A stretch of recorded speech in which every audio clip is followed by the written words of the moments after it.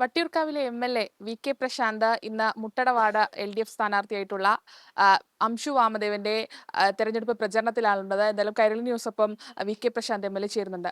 എങ്ങനെയാണ് തെരഞ്ഞെടുപ്പ് പ്രചരണങ്ങളൊക്കെ മുന്നോട്ട് പോകുന്നത്? അല്ല, ഇവിടെ വളരെ കൃത്യമായിട്ടുള്ള ചിട്ടയായിട്ടുള്ള പ്രവർത്തനമാണ് എൽ ഡി എഫിൻ്റെ പ്രവർത്തകർ നടത്തുന്നത്. അപ്പോൾ ഞങ്ങൾ സ്ഥിരമായി ജയിച്ചുകൊണ്ടിരിക്കുന്ന ഒരു വാർഡാണ്. മുൻ കൗൺസിലർ അജിത്ത് ഇവിടെയുണ്ട്, ശ്രീമതി ഗീതാ ഗോപാൽ ഇവിടെയുണ്ട്. അവരെല്ലാം ഇവിടുന്ന് ജയിച്ചവരാണ്. അപ്പോൾ അതിൻ്റെ പാതയിലാണ് അംസു വാമദേവൻ ഇപ്പോൾ സ്ഥാനാർത്ഥിയായിട്ട് മത്സരിക്കുന്നത്. അപ്പോൾ ഞങ്ങളെ സംബന്ധിച്ച് 100% ജയിക്കുമെന്ന് വിശ്വാസമുള്ളൊരു വാർഡാണ്. അപ്പോൾ ഈ വാർഡിൽ എന്തെങ്കിലും അട്ടിമറിക്ക് സാധ്യത ഉണ്ടാക്കാൻ വേണ്ടി ശ്രീ കെ മുരളീധരൻ ശ്രമിക്കുകയാണ്. അദ്ദേഹം ഇന്ന് മേയർക്കെതിരെ പോലും ആരോപണം ഉന്നയിക്കുകയാണ്. മേയറുടെ ഓഫീസ് ഇടപെട്ടിട്ടാണ് വോട്ട് ഡിലീറ്റ് ചെയ്തെന്നുള്ള ആരോപണം ഉന്നയിക്കുകയാണ്. യഥാർത്ഥത്തിൽ അതൊരു രാഷ്ട്രീയ പ്രേരിതമായിട്ടുള്ളൊരു ആരോപണമാണ്. ഞങ്ങളെ സംബന്ധിച്ച് ആര് മത്സരിച്ചാലും ജയിക്കാൻ പറ്റുന്ന വാർഡാണ് മുട്ടട വാർഡെന്ന് പറയുന്നത്. ഇവിടുത്തെ ജനങ്ങൾക്ക് ഞങ്ങളുടെ കൗൺസിലർമാരെ സംബന്ധിച്ച് നല്ല മതിപ്പാണ്. അവരുടെ നിവേദനങ്ങളും പരാതികളും റെസിഡൻസ് അസോസിയേഷനുകളുടെ അപേക്ഷകളെല്ലാം ഞങ്ങൾ കൃത്യമായിട്ട് നടപ്പാക്കിയിട്ടുണ്ട്.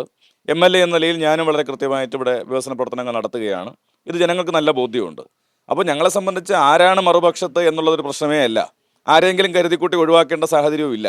ഞങ്ങളെ സംബന്ധിച്ച് 101 വാർഡുകളിലും തെരഞ്ഞെടുപ്പ് പ്രവർത്തനത്തിൻ്റെ ഭാഗമായിട്ട് സ്ഥലത്തില്ലാത്ത വോട്ടർമാരെയും മരണപ്പെട്ടവരെയും ഇരട്ടിപ്പ് വന്ന വോട്ടർമാരെയും ഒക്കെ വോട്ടർ പട്ടിക പരിശോധിച്ച് അത് ഒഴിവാക്കുന്നതിന് അപേക്ഷ നൽകിയിട്ടുണ്ട്. ഈ വാർഡിൽ ആ നിലയിൽ അപേക്ഷകൾ നൽകിയിട്ടുണ്ട്. അത് തെരഞ്ഞെടുപ്പ് കമ്മീഷൻ പരിശോധിച്ച് 60ഓളം പേരെ അങ്ങനെ ഒഴിവാക്കിയിട്ടുമുണ്ട്. ഇവിടെ UDF സ്ഥാനാർത്ഥിയായി വരുന്ന ആൾ കഴിഞ്ഞ 3 വർഷമായിട്ട് പേരക്കട വാർഡിലാണ് താമസം. ഞാൻ ചോദിക്കുന്നത്, ശ്രീ കെ മുരളീധരനും UDF സ്ഥാനാർത്ഥിക്കും അറിയില്ലേ?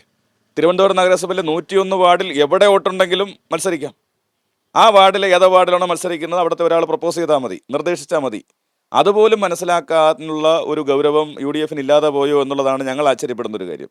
അപ്പോൾ ഏതെങ്കിലും നിലയിൽ ഒരു സെൻറ്റിമെൻറ്റ് വർക്കൗട്ട് ചെയ്ത് ഇവിടെ മുട്ടടയിൽ കടന്നു കയറാൻ വേണ്ടി പരിശ്രമത്തിൻ്റെ ഭാഗമായിട്ട് ഇതിനെ ഞങ്ങൾ കാണുന്നുള്ളൂ. ഞങ്ങളെ സംബന്ധിച്ച് ആര് വന്നാലും ഞങ്ങൾക്ക് പ്രശ്നമില്ല.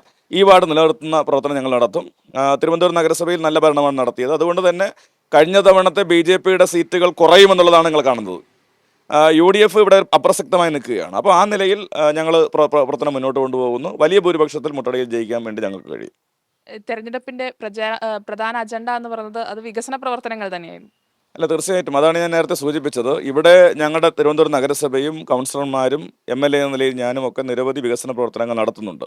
ഇവിടെ അടുത്താണ് ഒരു മൂലയത്തോപ്പ് പാലം. എത്രയോ വർഷങ്ങളായി ജനങ്ങൾ ആഗ്രഹിക്കുന്ന ഒരു കാര്യമാണ്. അതിപ്പോൾ 40 വർഷമായി.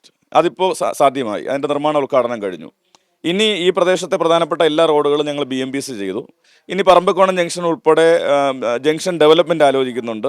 അതുപോലെ ഇവിടുത്തെ വെള്ളക്കെട്ടിൻ്റെ ചില പ്രശ്നങ്ങളുണ്ട്. അത് പരിഹരിക്കുന്നതിന് ആവശ്യമായിട്ടുള്ള ശ്രമങ്ങൾ ആരംഭിച്ചിട്ടുണ്ട്. ഡ്രെയിനേജ് വിഷയം കുറേയധികം പരിഹരിച്ചു. കുറവങ്കോണം ജംഗ്ഷനിലെ ട്രാഫിക് കുരുക്ക് പരിഹരിക്കുന്നതിനായി ഒരു മേൽപ്പാലം ഇപ്പോൾ ഗവൺമെൻറ്റിൻ്റെ പരിഗണനയിലാണ്. അപ്പോൾ അതുൾപ്പെടെ ഇത്തരം കാര്യങ്ങൾ ഞങ്ങൾ ചർച്ചയാക്കുന്നത്. അപ്പോൾ ഞങ്ങൾക്ക് ഏതെങ്കിലും തരത്തിലുള്ള സെൻറ്റിമെൻറ്റോ മറ്റു കാര്യങ്ങളോ പറയേണ്ട കാര്യമില്ല. ജനങ്ങളുടെ പ്രശ്നങ്ങൾ പരിഹരിക്കുക എന്നുള്ളതാണ് ലക്ഷ്യമിടുന്നത്. അതിന് ഞങ്ങൾ പരിശ്രമിച്ചിട്ടുണ്ട്. ഈ ഇലക്ഷനിൽ ഞങ്ങളുടെ ചർച്ചാ വിഷയം വികസനം തന്നെയാണ്. വികസനം ഉറപ്പുവരുത്തുക എന്നുള്ള LDF മുദ്രാവാക്യം ഞങ്ങൾ വീടുകളുമായി ചർച്ച ചെയ്യും. അതിൽ ഞങ്ങൾക്ക് നല്ല വിശ്വാസമുണ്ട്. വലിയ ഭൂരിപക്ഷത്തിൽ അംസു വാമദേവൻ വിജയിക്കും എന്നുള്ളതാണ്. ഇതേ സമയത്ത് തന്നെ സെന്റിമെന്റൽ അപ്രോച്ച് എന്ന് പറയുന്ന സമയത്ത് വലിയ രീതിയിൽ നേരത്തെ തന്നെ ഇലക്ഷൻ വിജ്ഞാപനം വരുന്നത് മുന്നേ തന്നെ ഇത്തരത്തിലൊരു പരാതി നൽകിയിരുന്നു. വോട്ടില്ലാത്തവരുടെ പേര് വെട്ടണമെന്ന് പറഞ്ഞു. അതിനുശേഷമാണ് ഇത്തരത്തിൽ സ്ഥാനാർത്ഥി പ്രഖ്യാപനം വന്ന ശേഷമാണ് വലിയ രീതിയിൽ UDF ഇത്തരത്തിൽ ആ ഒരു വൈഷ്ണവ് സുരേഷ് എന്ന് പറയുന്ന UDF സ്ഥാനാർത്ഥിക്ക് വോട്ട് നിഷേധിച്ച CPM ആണെന്നുള്ളടക്കം ഒരു പ്രചരണം നടത്തുന്നു. അതെ, തീർച്ചയായിട്ടും ഞാനതാണ് പറഞ്ഞത്, പൊളിറ്റിക്കലായി യാതൊരുവിധ മുന്നൊരുക്കവും UDF യഥാർത്ഥത്തിൽ നമ്മൾ കാണേണ്ടത് മുട്ടട വാർഡിൽ നിന്നും മത്സരിക്കാൻ അവർക്ക് നല്ലൊരു സ്ഥാനാർത്ഥി പോലുമില്ല. അപ്പോൾ ഈ ഒരു ദുസ്ഥിതി അവർക്കുണ്ട്. അപ്പോൾ നമ്മളെ സംബന്ധിച്ച് ഞാൻ പറഞ്ഞല്ലോ, ഇവിടെ ആര് വന്നാലും ഞങ്ങൾക്ക് പ്രശ്നമില്ല. ഏതെങ്കിലും ഒരു സ്ഥാനാർത്ഥിയെ കരുതിക്കൂട്ടി സ്ഥാനാർത്ഥി പട്ടികയിൽ നിന്ന് ഒഴിവാക്കേണ്ട സാഹചര്യവുമില്ല. ഞാനതാണ് പറഞ്ഞത്, നവംബർ 3-നാണ് തെരഞ്ഞെടുപ്പ് നടപടികൾ ആരംഭിക്കുന്നത്.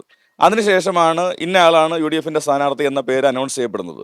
ഞങ്ങൾ ഒക്ടോബർ മാസത്തിൽ ഇതുമായി ബന്ധപ്പെട്ടുള്ള പരാതികൾ കൊടുത്തതാണ്. ഇവിടെ 60ഓളം പേര് ഞങ്ങൾ പരാതി കൊടുത്തിട്ടുണ്ട്. ഈ പറയുന്ന സ്ഥാനാർത്ഥിയുടെ കുടുംബത്തിൽ തന്നെ 6 പേര്, മറ്റ് 5 പേരെയും ഒഴിവാക്കിയിട്ടുണ്ട്. ഹൈക്കോടതി കൊടുത്ത പരാതിയുടെ അടിസ്ഥാനത്തിൽ തെരഞ്ഞെടുപ്പ് കമ്മീഷൻ്റെ നടപടികളുടെ ഭാഗമായിട്ടാണ് ഇപ്പോൾ വോട്ട് പുനഃസ്ഥാപിക്കപ്പെട്ടത്. അപ്പോൾ ഞങ്ങളെ സംബന്ധിച്ച് സ്ഥാനാർത്ഥിയാകുന്നതിന് മുമ്പ് കൊടുത്ത ഒരു പരാതിയെ സ്ഥാനാർത്ഥിയെ ലക്ഷ്യം വെച്ചുകൊണ്ടാണ് കൊടുത്തത് എന്ന് ആരോപിക്കുന്നത് നേരത്തെ പറഞ്ഞ ഒരു ശ്രമത്തിൻ്റെ ഭാഗമായിട്ടാണ്. അത് വിലപ്പോവില്ല എന്നുള്ളതാണ്. ശ്രീ മുരളീധരൻ പോലെയുള്ള സീനിയർ നേതാക്കന്മാർ ഇത്തരം കുപ്രചരണങ്ങൾ നടത്തുന്നത് നഗരസഭയെ കൂടി അപകീർത്തിപ്പെടുത്താൻ, മേയറുടെ ചുമലിലേക്ക് ഇത് കൊണ്ടുവയ്ക്കാൻ നോക്കുകയാണ്. അപ്പോൾ ഇത് ജനങ്ങൾ മനസ്സിലാക്കും. ഒരു പ്രായം കുറഞ്ഞ മേയറെ ഏതെല്ലാം നിലയിൽ അവർ ഉപദ്രവിക്കാൻ ശ്രമിച്ചിട്ടുണ്ട് എന്നുള്ളത് നമുക്കെല്ലാവർക്കും അറിയാം. കൗൺസിൽ യോഗങ്ങൾ നടത്താൻ അനുവദിക്കില്ല, വലിയ ബഹളം ഉണ്ടാക്കുക. പക്ഷേ ഇതിനെല്ലാം അവഗണിച്ചുകൊണ്ടാണ് തിരുവനന്തപുരം നഗരസഭ ഇന്ന് 32ലധികം അവാർഡുകൾ നേടി കേരളത്തിലെ ഏറ്റവും നല്ല നഗരസഭയായി മാറിയത്. ഏറ്റവും കൂടുതൽ വികസന പ്രവർത്തനങ്ങൾ നടന്നത്. സ്മാർട്ട് സിറ്റിയിൽ 1ാം സ്ഥാനത്തേക്ക് തിരുവനന്തപുരം നഗരസഭ എത്തി. അതുപോലെ തന്നെ മറ്റ് നിരവധിയായിട്ടുള്ള വികസന പരിപാടികൾ 5 സ്ഥലങ്ങളിൽ മൾട്ടി ലെവൽ കാർ പാർക്കിങ്ങൾ സ്ഥാപിച്ചു. നഗരത്തിൽ കമാൻഡ് കൺട്രോൾ ക്യാമറ സെൻറ്റർ സ്ഥാപിച്ചു. 1000-ലധികം ക്യാമറകൾ വന്നു. വായുമലിനീകരണം ഏറ്റവും കുറഞ്ഞ ഗ്രീൻ സിറ്റിയായി തിരുവനന്തപുരം മാറിയിരിക്കുന്നു. വെള്ളപ്പൊക്കം ഇപ്പോൾ ഏതാണ്ട് 90% പരിഹരിക്കാൻ വേണ്ടി കഴിഞ്ഞു. ഈ അടുത്ത 5 വർഷം കൊണ്ട് നഗരത്തിലെ വെള്ളക്കെട്ട് പൂർണ്ണമായും പരിഹരിക്കുന്നതിനുള്ള പരിശ്രമങ്ങൾ നഗരസഭ നടത്തുകയാണ്. അതിനുവേണ്ടി ഒരു കൃത്യമായ പ്ലാൻ തയ്യാറാക്കി. അപ്പോൾ 100 വാർഡുകളിലും കക്ഷി രാഷ്ട്രീയ വ്യത്യാസമില്ലാതെ വികസന പ്രവർത്തനങ്ങൾ നടത്തിയത് ജനങ്ങളുടെ മനസ്സിലുണ്ട്. അത് പ്രതിപക്ഷ കൗൺസിലർമാരുടെ വാർഡുകളിലും വികസനം നടന്നിട്ടുണ്ട്. അത് നഗരസഭയുടെ ഫണ്ട് ഉപയോഗിച്ചുകൊണ്ട് നടത്തിയ വികസനങ്ങളാണ്. അപ്പോൾ ഇത് ജനങ്ങളുടെ മനസ്സിലുണ്ട്. ഞങ്ങളെ സംബന്ധിച്ച് 100 വാർഡുകളിലും ഈ കാര്യം വികസനം ചർച്ച ചെയ്തുകൊണ്ടായിരിക്കും ഞങ്ങൾ, ഏതെങ്കിലും ആളിനെ വ്യക്തിപരമായി പറഞ്ഞുകൊണ്ടല്ല ഞങ്ങൾ പോകാൻ ഉദ്ദേശിക്കുന്നത്. വികസനം ചർച്ച ചെയ്തുകൊണ്ടായിരിക്കും LDF അതിൻ്റെ പ്രചരണത്തെ മുന്നോട്ട് കൊണ്ടുപോകും. എന്തായാലും തെരഞ്ഞെടുപ്പ് പ്രചാരണത്തിന്റെ വലിയ തിരക്കിലേക്ക് പോവുകയാണ്. അല്ല, തീർച്ചയായിട്ടും ആ തിരക്ക് സ്വാഭാവികമായിട്ട് വരുന്നതാണ്. ഇന്നിപ്പോൾ നവംബർ 20 അല്ലേ? ഇന്ന് ഗവൺമെൻറ്റിൻ്റെ പെൻഷൻ 3600 രൂപ ആളുകളുടെ കൈകളിലേക്ക് എത്തുകയാണ്. അപ്പോൾ ഈ സർക്കാർ പറഞ്ഞ ഒരു വാഗ്ദാനവും പാലിക്കപ്പെടാതിരുന്നിട്ടില്ല. പെൻഷൻ എത്തുന്നു. ഞാനിപ്പോൾ നിൽക്കുന്ന ഒരു റേഷൻ കടയുടെ മുമ്പിലാണ്. അപ്പോൾ ജനങ്ങൾ ഈ ഓണക്കാലത്തടക്കം പൊതു കമ്പോളത്തിൽ വില കുറയ്ക്കാൻ ഗവൺമെൻറ് ഇടപെട്ടു. കേന്ദ്ര ഗവൺമെൻറ് പരമാവധി നമ്മളെ ദ്രോഹിക്കാൻ ശ്രമിച്ചിട്ടും കാര്യങ്ങൾ നന്നായി ഇവിടെ കൈകാര്യം ചെയ്യുകയാണ്. അതിദാരിദ്ര്യം ഇല്ലാതാക്കി. ഇനി അടുത്ത 5 വർഷം കൊണ്ട് കേവല ദാരിദ്ര്യം കൂടി നമ്മൾ ഇല്ലാതാക്കും എന്നുകൂടി LDF പറയുകയാണ്. അപ്പോൾ ജനങ്ങൾക്ക് നല്ല വിശ്വാസമുണ്ട്. ആ ആത്മവിശ്വാസമാണ് ഞങ്ങളുടെ കൈമുതൽ.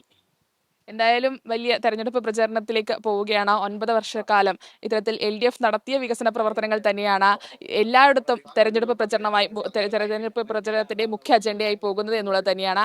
ക്യാമറമാൻ അജിത് കുമാറിനൊപ്പം സുലേഖ ശശികുമാർ, കൈരളി ന്യൂസ്.